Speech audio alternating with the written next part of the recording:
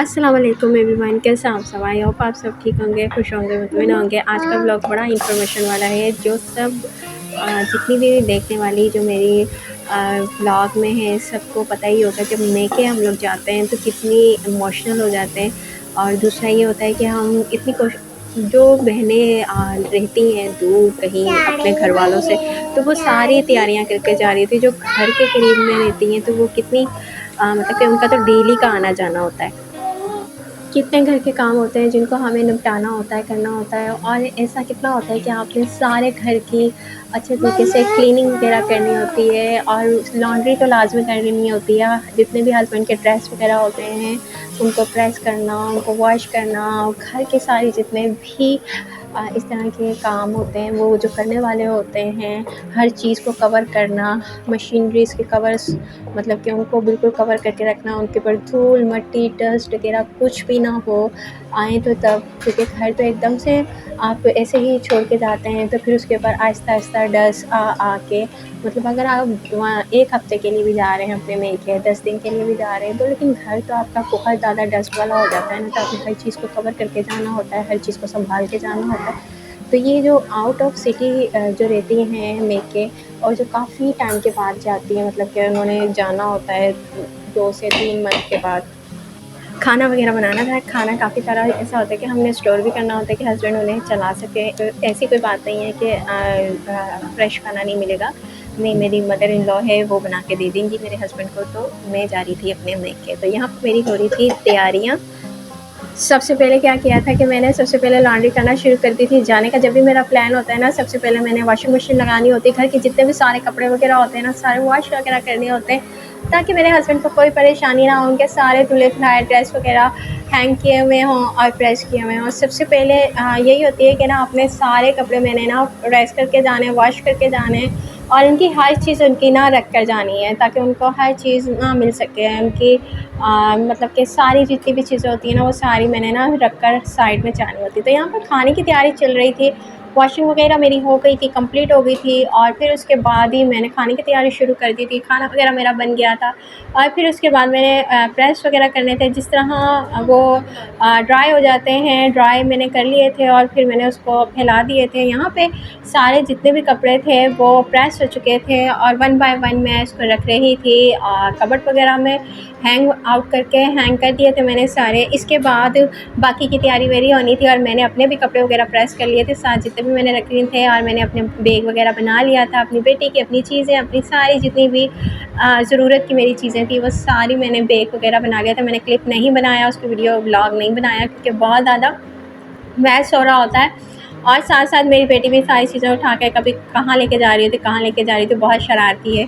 खैर, यहाँ पर सारे जितने भी कपड़े थे वो मैंने प्रेस कर हैंग आउट करके रख दिए थे, ताकि मेरे हस्बैंड को कोई प्रॉब्लम वगैरह ना हो।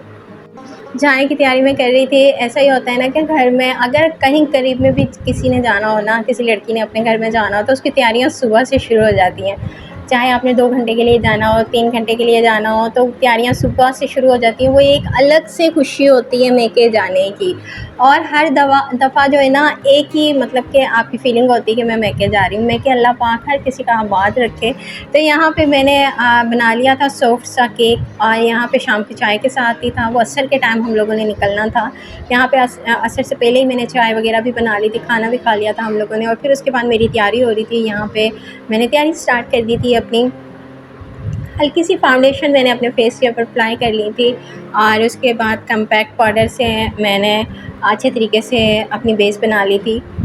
मुझे नहीं समझ में आती वो लेडीज़ कौन-सी होती हैं जो बिल्कुल तैयार होके नहीं जाती हैं। मैं तो बहुत माशाल्लाह से तैयार होकर जाती हूँ, और मुझे बहुत खुशी होती है।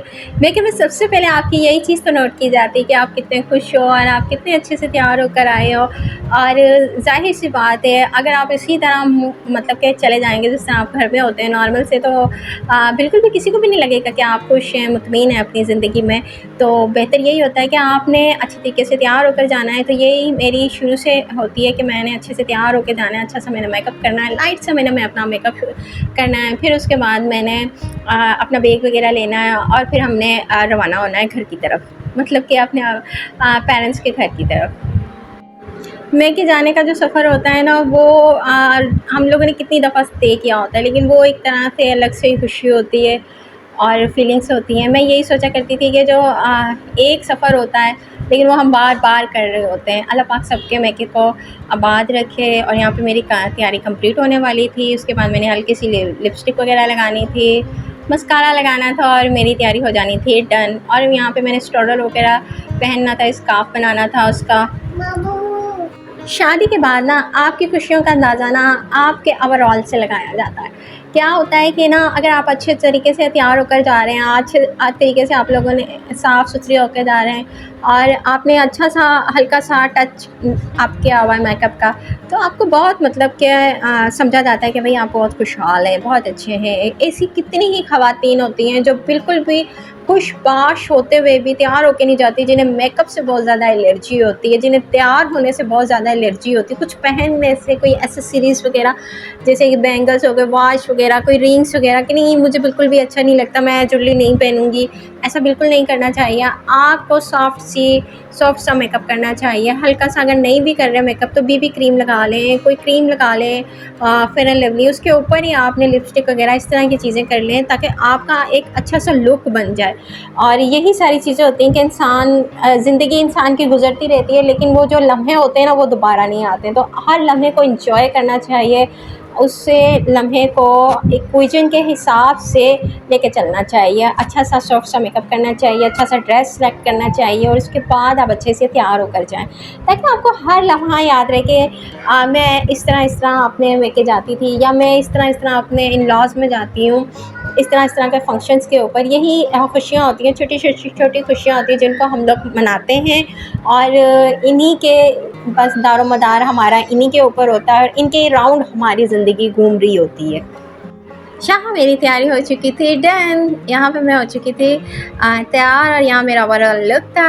मैंने गाउन पहना था, ऊपर से मैंने स्ट्रॉलर लिया था और अच्छा सा एक स्कार्फ़ बनाया था। लुक मेरा डिसेंट लग रहा था और फिर उसके बाद मैंने जाना था मेके। तो ये आउट ऑफ सिटी में जाती हूँ अपने मेके की तरफ। तो यहाँ पे मैं और मेरा बैग सब चीज़ें तैयार थी। मेरी बेटी भी माशाल्लाह से तैयार हो चुकी थी। यहाँ पे हम लोगों ने अब निकलना था, रवां थे हम लोग मेके की तरफ। तो अल्लाह पाक सब लोगों को खुशियाँ नसीब फरमाए, सबके मेका आबाद रखे।